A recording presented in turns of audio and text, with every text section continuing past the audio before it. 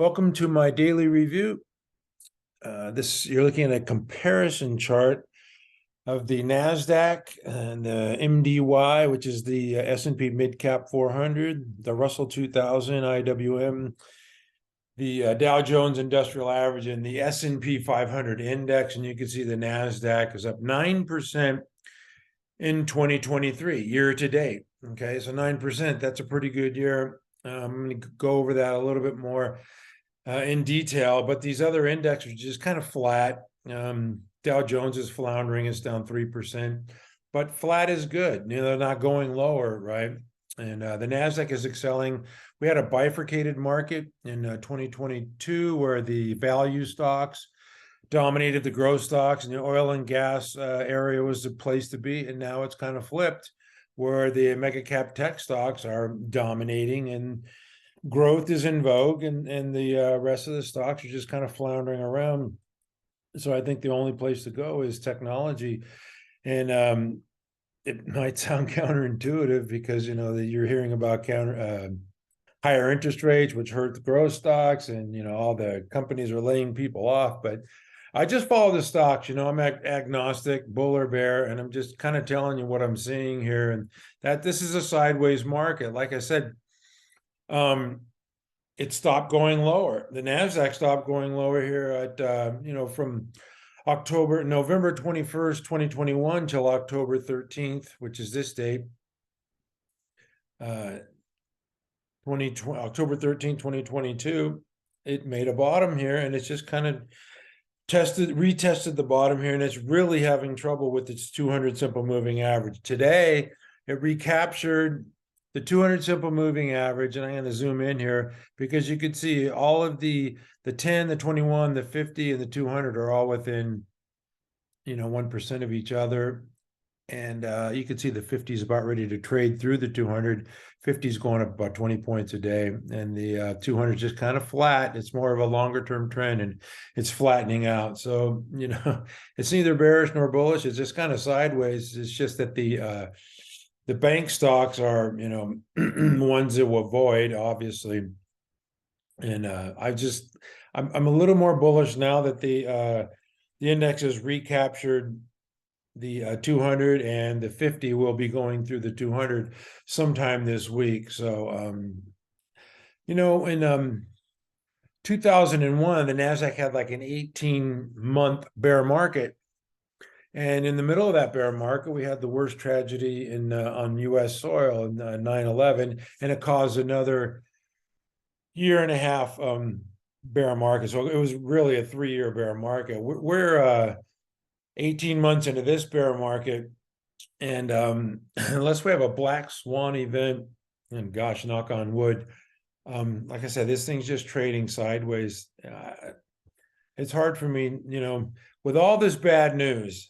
The shorts cannot push this thing lower. That to me it would be very frustrating, and it's pretty telling. I don't really like this market. I don't dislike the market. I mean, it's going to do what it's going to do, but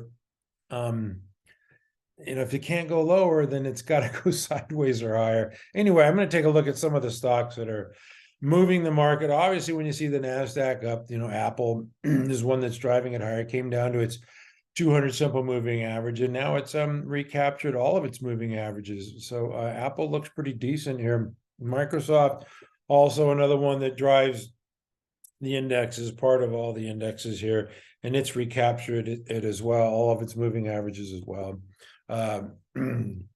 Google, this one's really been a laggard. It can't get out of its own way. It's been up, the last couple of days, but it really needs to start moving. Meta has been much stronger.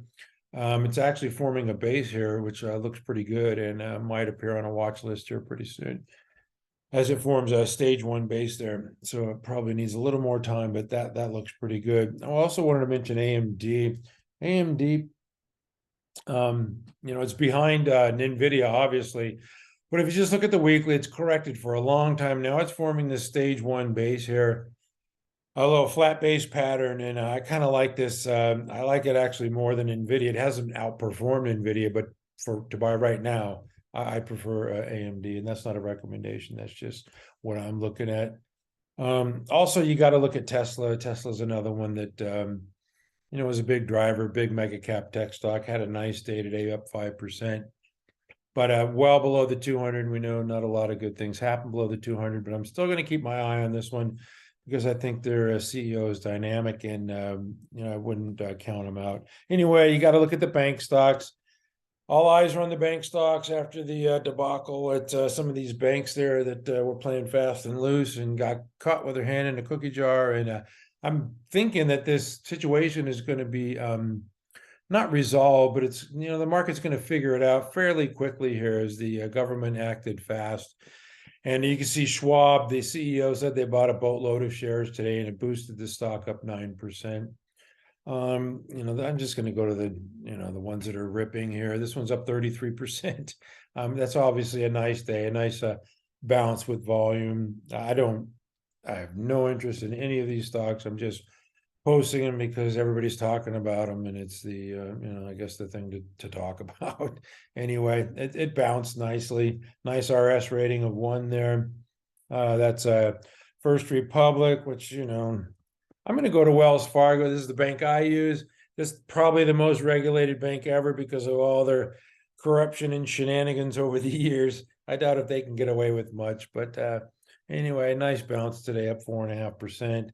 Another one with these regional banks, West Southwest, up 14%. Like again, RS rating of 3. Anyway, I have no interest in any of those stocks. I'm just going to go quickly through some stocks I do have interest in that are on our watch list at MC Stock Charts, and that's Spotify. Got to look at the weekly here. I know this is a lot of overhead supply to deal with, but it has corrected for a long time, and I really don't know how many of these holders from back in 2021 or early 2022 are still holding on to this thing. I'm not really sure how much the overhead supply makes a difference here. But I do like the stock. It is in the strongest group, the computer software group. Now, I don't really know how these things are calculated. This is not my job. But I just go by the, year to date. This computer software group is up 38% year to date. So to me, the top performing group in the top performing stock, I'm interested in that. And the other one in this group is DUOL, Duolingo. I mean, they're performing. So 38% for the group. There's not that many in the group. Very similar pattern here to Spotify, just a stage 1 base. This one's a little further along, though.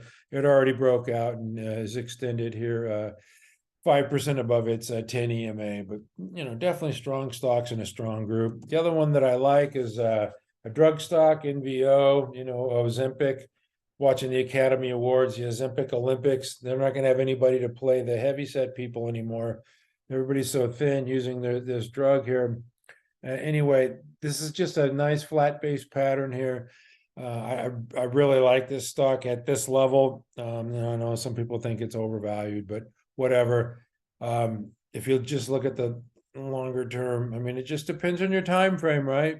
If you're a trader, gosh, that thing has just been, it's a beast for so long that, you just got to think if you just, hold on to it for a longer period of time, the thing's going to pay off for you. But anyway, it's all about time frames.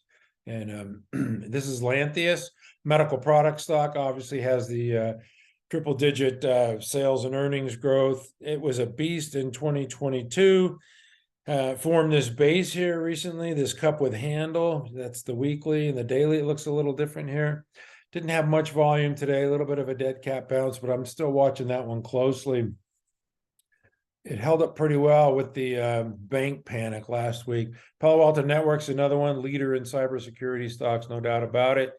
Got to look at the weekly here, just in this consolidation pattern. So nice RS rating, RS line. So that one's doing nothing wrong. This is Arista Network. It was on our watch list, broke out, pulled back to the 21, and now is ripping higher and just making new highs, higher lows. We like that action. LSCC, another one, very quiet. I don't hear a lot of people talking about it on Twitter or anything, but this is a semiconductor fabless. It's in the AMD and NVIDIA group, and this one bounced off its 21. It broke out and then ripped higher, and then it's been finding support at the 21, made a new high today, so we like new highs. 5% move with the strong volume, so it can just quietly keep doing its thing. We won't say anything. ELF, another one, just like there's a little shelf here, recaptured its 21. I really like this stock. I shouldn't say I like the stock. I like the way it's behaving. I don't use personal care products or anything like that, but the stock is performing very well. SMCI, this one will be on our watch list as well tomorrow. It's pretty wild. It went up to 104, then came down, and with the panic selling last week, sliced to 21, trying to recapture it today, but it's still trading near an actionable area. That one looks pretty good to me. Applied Materials, another one, just forming a base here near actionable area. Another one that I like, and I'm just gonna cut off the jam there and wish everyone a good evening, and we never give up.